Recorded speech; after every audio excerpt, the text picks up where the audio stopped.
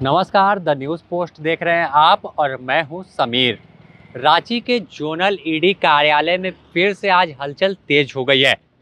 सोरेन परिवार के सीए जयशंकर जयपुरियार के अलावा अन्य 3 लोगों से ईडी के दफ्तर में सुबह 11 बजे से लंबी पूछताछ चल रही है। बता दें कि जयशंकर जयपुरियार सोरेन परिवार के अलावा झामुमो के तमाम लेन देन का लेखा जोखा रखते थे।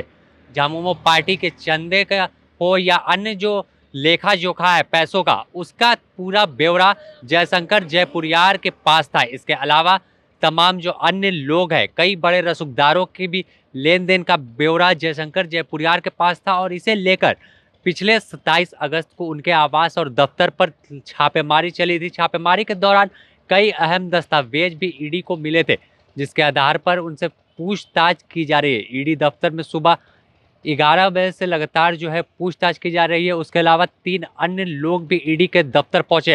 हालांकि यह अभी पुष्टि नहीं है कि और 3 लोग जो है वो कौन है और किससे उनका लगाव है, लेकिन इन सब के लिंक को मिलाएंगे तो इन सब का लिंक कहीं ना कहीं प्रेम प्रकाश, पूजा सिंघल, विशाल चौधरी और जयशंकर जयपुरियार के अलावा मुख्यमंत्री हेमंत सोरेन का बरहेट के जो विधायक प्रतिनिधि थे पंकज मिश्रा, उससे ही जुड़ा हुआ है।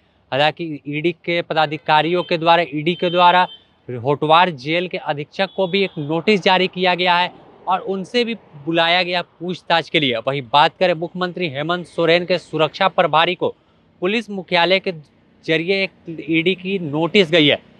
बता दें कि जब प्रेम प्रकाश के आवास पे छापेमारी हुई थी तो वहां दो AK-47 ईडी को मिला था छापेमारी के दौरान। उस AK-47 का बाद में रांची पुलिस ने बताया कि वह रांची पुलिस का है।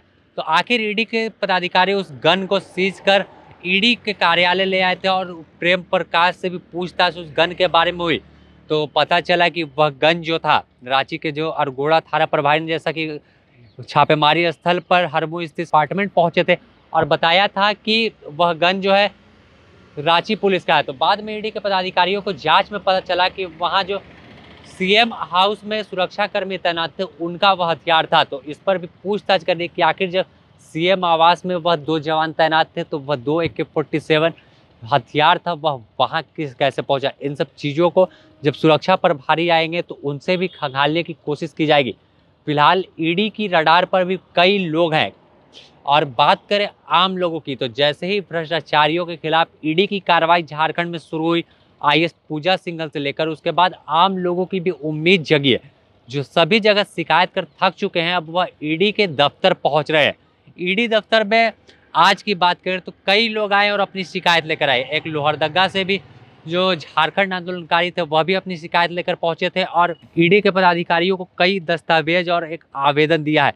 इसके अलावा साहेबगंज इलाके से और सरायकेला खरसावां इलाके से भी लोग आए हैं और अपना आवेदन दे रहे हैं कि तमाम जो उपायुक्त, SP और जो अन्य पदाधिकारी उन्हें आवेदन देकर थक गए। अब कहीं कुछ सुनवाई नहीं हुआ तो उम्मीद जगी कि ईडी उन भ्रष्टाचारियों पर कार्रवाई करेगी। मामला ऐसा है कि लोहरदगा जिला से संबंधित है। लोहरदगा जिला में 66 एकड़ का डिमांड चल रहा था अंचल कार्यालय में, वो जो कि बहुत पुराना था, 1996 से रिलेटेड था।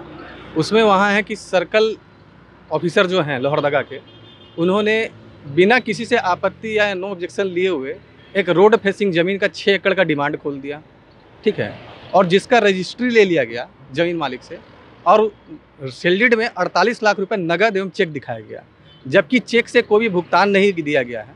और वो जो ज़मीन रजिस्ट्री किया गया है ज़बरदस्ती रैयत से बिना उनके मर्जी का लिया गया है।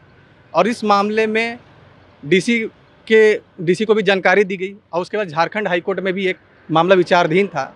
उसके बावजूद डीसी, अभी जो तत्कालीन जो डीसी थे, उपायुक्त थे, उनके आदेश से और अभी जो वर्तमान में डीसी हैं उनके आदेश से भी उसका डिमांड फिर से खोल दिया गया और जो जिस पार्टी ने ज़मीन खरीदा था वापस उसका म्यूटेशन हो गया।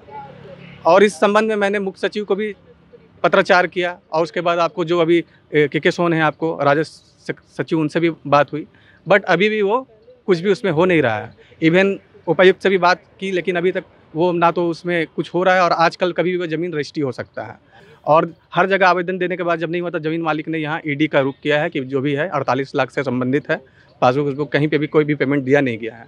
और इसमें बहुत उच्च पदाधिकारी का मिली भगत है और ज़मीन दलाल ये मिल के वो काम कर रहे हैं और इसमें सब रजिस्ट्रार हैं। और सबसे इसमें महत्वपूर्ण बात यह है कि जो सेल डीड हुआ उस पर एक हिस्सेदार का जब रजिस्ट्री हुआ, जैसे ही मामला कंप्लेन किया गया तो वापस में 5 आदमी का नाम चढ़ा दिया गया।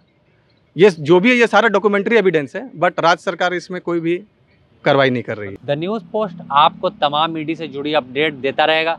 बने रहें द न्यूज़ पोस्ट के साथ। सहयोगी संतोष कुमार के साथ मैं Sameer, the news post Ranchi.